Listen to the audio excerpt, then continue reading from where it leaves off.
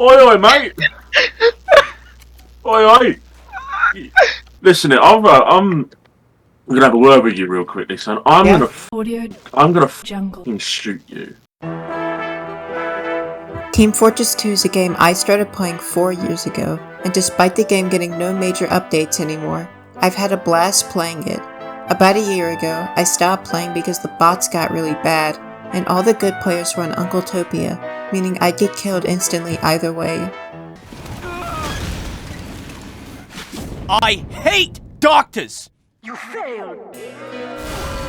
But somewhat recently, there's been a major ban wave of all the bots, and my love for this game has been rejuvenated. I used to only play Medic, but as of late, I've been playing other classes, and due to that, my eyes have opened even more than they were about how damn good this game is.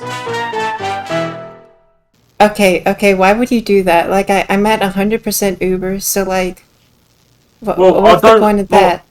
You're not giving me a reason not to here, man. I mean, it's gonna be so good for me. I'm gonna kill your entire team, like, with this Uber, so... Yeah, but like, I remember when I first got into TF2, I really wanted to play it, but my computer was in the living room at the time, and I wasn't going to let my parents watch me play an M-rated game. In the meantime, however, I watched a bunch of SFM animations, as well as the How It Feels videos from Lazy Purple. But once I was able to play it, I was instantly hooked. I specifically remember playing Scout on Turbine and winning the game all by myself, and although I felt so proud, looking back, they probably were purposely trying not to end the game, and it made some enemy gamers a little frustrated.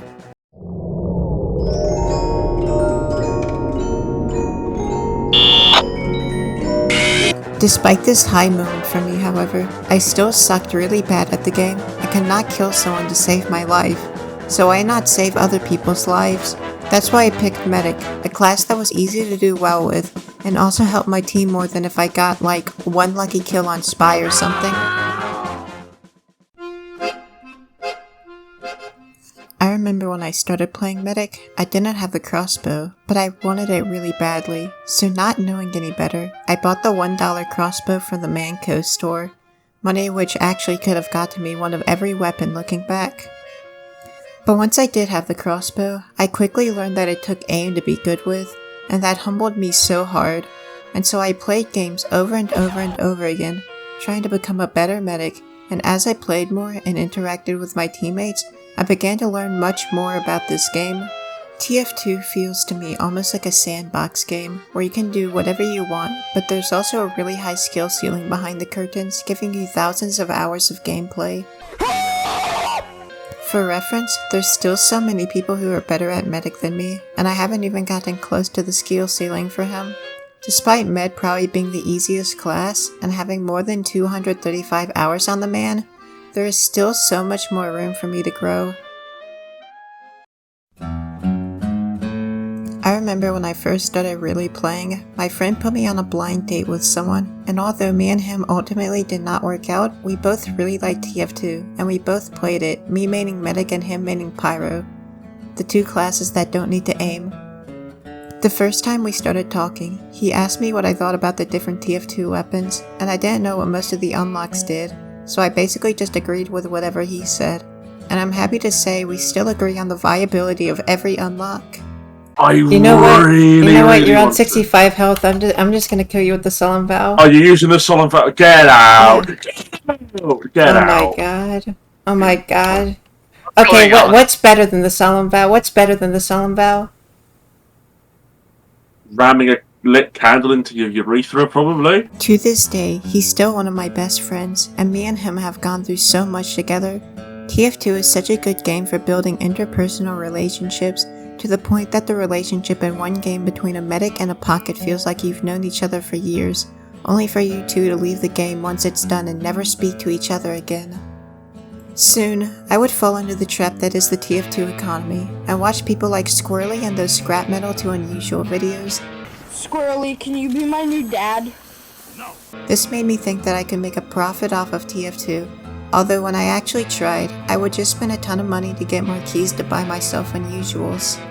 Eventually, I got scammed and lost 2 unusuals, but I didn't trade my favorite one. A Sunbeam snow-capped value at about 80 real-life dollars, and it would be the pride and joy of my backpack. It was my favorite hat with my favorite effect on my favorite class.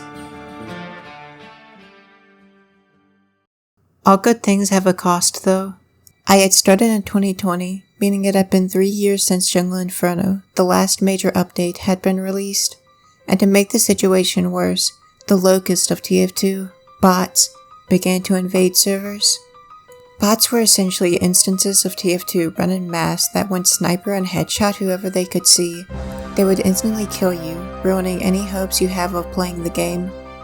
My entire experience with the game, I was always under threat of bots that would ruin lobbies, forcing me to queue for another game until I found a lobby that either had no bots or enough to kick. The Save TF2 movement was meant to force Valve to fix these issues, and as most people know, all we got was a single tweet. TF2 community, we hear you. We love this game and know you do too. We see how large the issue has become and are working to improve things. However, the bots never stopped, and as a result the game became unplayable. All the time I had spent in game had been for nothing, and with that, I decided to say goodbye to Team Fortress 2. 2 years later, the community would try again with the fixed TF2 movement, which was meant to be a much more aggressive version of the first movement. I had no hope that it would work, but I signed the petition anyway and carried on with my life. But by some stroke of luck, the movement actually worked. The bots were banned, and it was possible to have a game without being instantly killed. And even though I thought it was only going to last about a month or so, I haven't seen a bot to this day.